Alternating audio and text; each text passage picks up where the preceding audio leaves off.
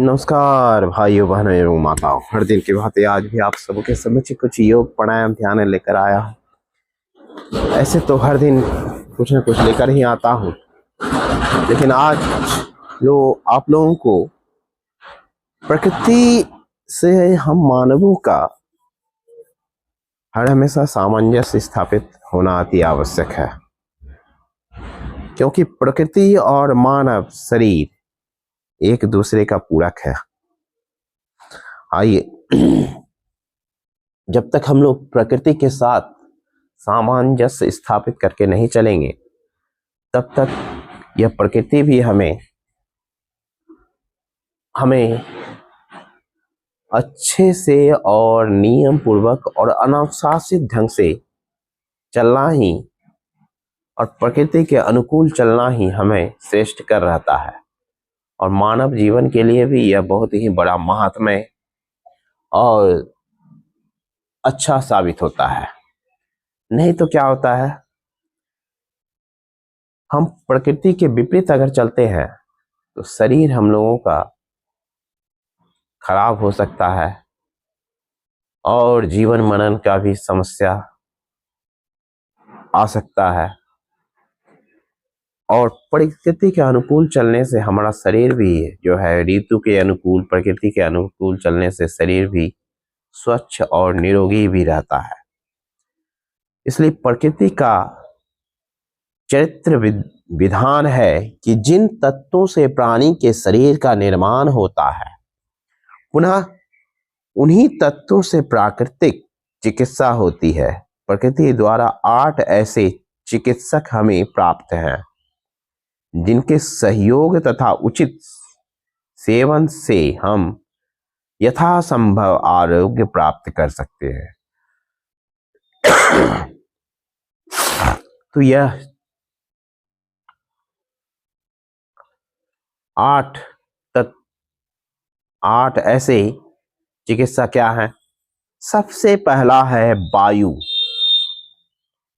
दूसरा है आहार, तीसरा है जल, चौथा है उपवास, पांचवा है सूरज, छठा है व्यायाम, सातवां है विचार, आठवां है निद्रा।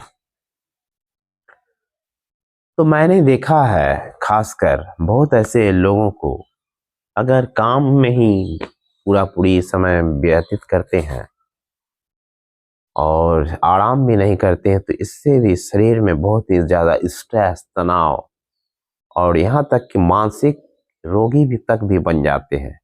इसलिए नींद अत्यंत आवश्यकता है शरीर के लिए।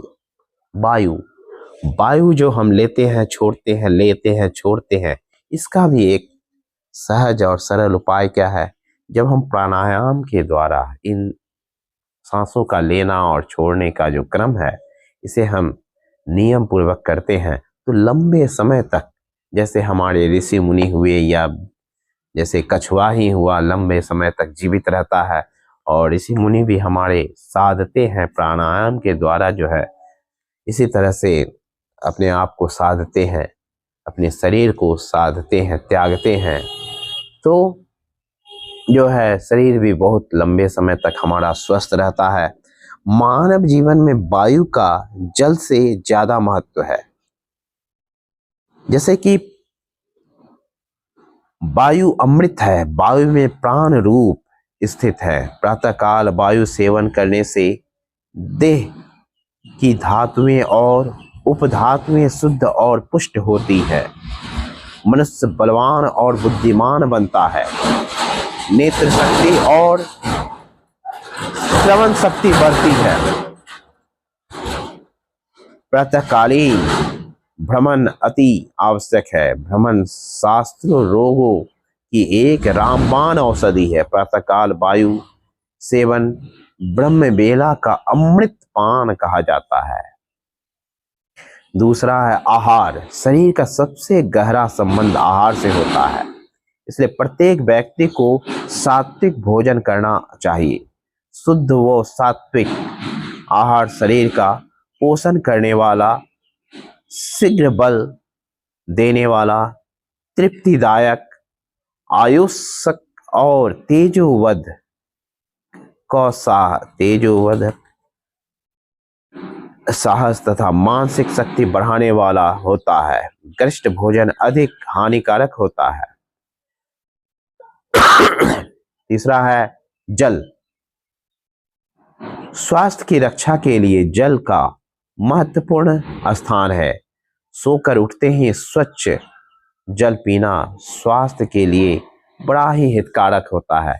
और सुबह सुबह प्रातः काल से थोड़ा सा भी अगर उगड़ू में बैठकर गर्म गुनगुने गर्म पानी का सेवन करते हैं तो आपका शरीर जो है एक्टिव हो जाता है। सेल्स जितने भी है एक्टिव होते हैं। तो ये सारी चीज जो है हम लोगों के जल इसलिए बहुत ही बड़ा, जल हमारा शरीर को भी स्वच्छ करता है। जल हमारे अंदर जल की कमी से डिहाइड्रेशन हो सकता है। इसीलिए जल का हर हमेशा हमारे शरीर पे बहुत ही गहरा प्रभाव पड़ता है।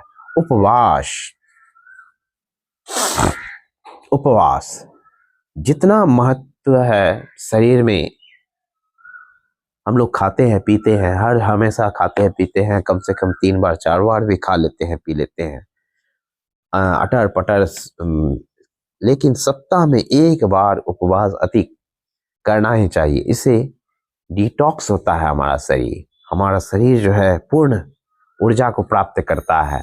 इसलिए ऊर्जा को प्राप्त करने के लिए हमें और पाचन तंत्र को भी सुदृढ़ और सुव्यवस्थित बनाने के लिए, शक्तिशाली बनाने के लिए उपवास का अत्यंत आवश्यकता है। थोड़ा सा पाँव को हिला डुला लेते हैं। अभी हमने वज्रासन में बैठकर इन सभी बातों को कहा, तो वज्रासन का अभ्यास तो हर दिन करेंगे ही। थोड़ा सा पाँव को हिला डुला लें।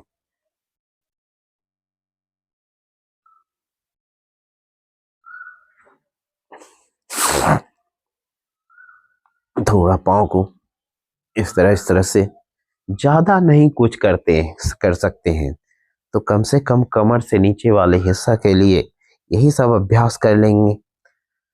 अब मैं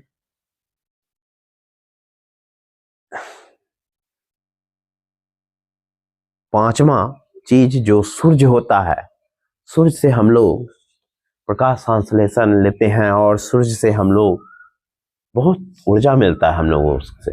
अगर एक व्यक्ति घर में ही रहेगा और एसी में रहेगा तो उसका विटामिन डी का कमी हो जाता है। तो डी के पूर्ति के लिए भी हम लोगों को सूर्य का रोशनी अति आवश्यक है, अन्यथा हमारा शरीर जो है यह रोग युक्त हो जाएगा।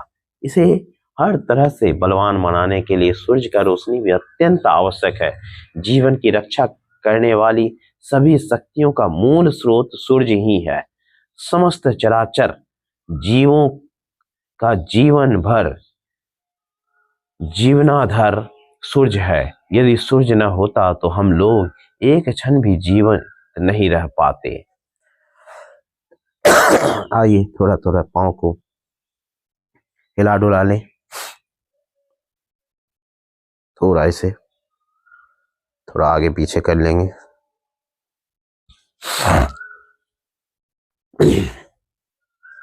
थोड़ा आए, 1-2 आसन को भी हम लोग करेंगे।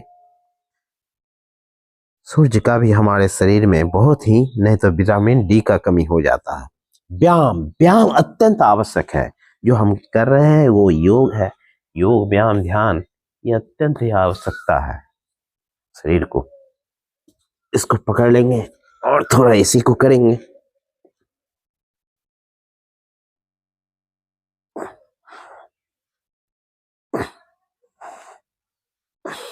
इससे पेट भी अंदर जाता है और कमर से नीचे वाला हिस्सा भी सक्रिय होता है।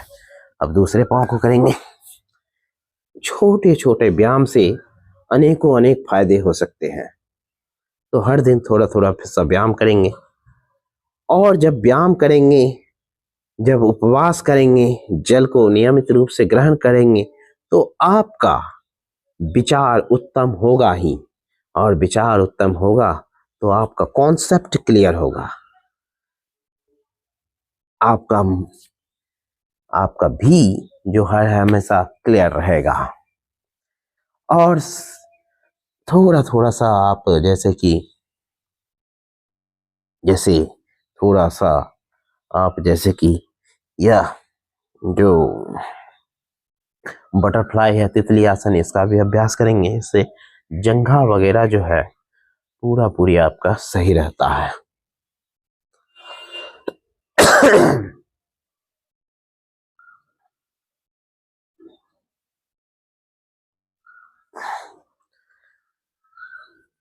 अब थोड़ा सा आइए अपने आप को रोग मुक्त बनाने के लिए वज्रासन में ही अभ्यास कुछ कर लेते हैं हम लोग। वज्रासन में बैठ के शशकासन का अभ्यास करेंगे।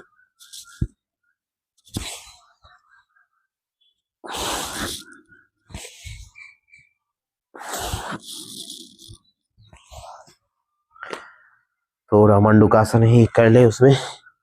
और निद्रा का तो अत्यंत आवश्यक है। विचार शक्ति में एक महान उद्देश्य छिपा रहता है, इसलिए सर्वदा शुद्ध एवं पवित्र रखना अपने आप को सदा कोशिश करें। निद्रा थोड़ा थोड़ा सा लेटेंगे दिन भर में शवासन के अवस्था में, इस तरह से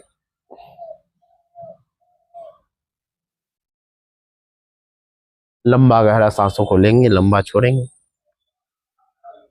दिन भर में 2-3 बार इस तरह का 2-3 मिनट का या 5 मिनट का भी अभ्यास करेंगे शवासन में लेटने का। शवासन में लेटने से हमारा शरीर का पूरा जो है तनाव दूर हो जाता है, मन मस्तिष्क भी प्रफुल्लित और उज्जवलित हो जाता है। थोड़ा सा 5 मिनट का भी अगर रिलैक्सेशन या शवासन में लेटते हैं तो बहुत ही हमें कारगर सिद्ध होता है और बहुत ही ऊर्जा हमें प्रदान करता है। तो हर दिन थोड़ा थोड़ा सा शवासन, जिस प्रकार स्वास्थ्य रक्षा के लिए शुद्ध वायु, जल, सूर्य, भोजन आदि की आवश्यकता होती है, उसी प्रकार दिन भर के परिश्रम के पश्चात पर्याप्त मात्रा में विश्राम की आवश्यकता होती है, जिसके लिए उचित मात्रा में निद्रा लेना आवश्यक है। तो ये सब नियम है कुछ जो आप लोग अपनाएं, अपने आप को स्वस्थ बनाएं, निरोग बनाएं और अपने आप को बलवान बनाएं। जय हिंद, जय भारत, वंदे मातरम।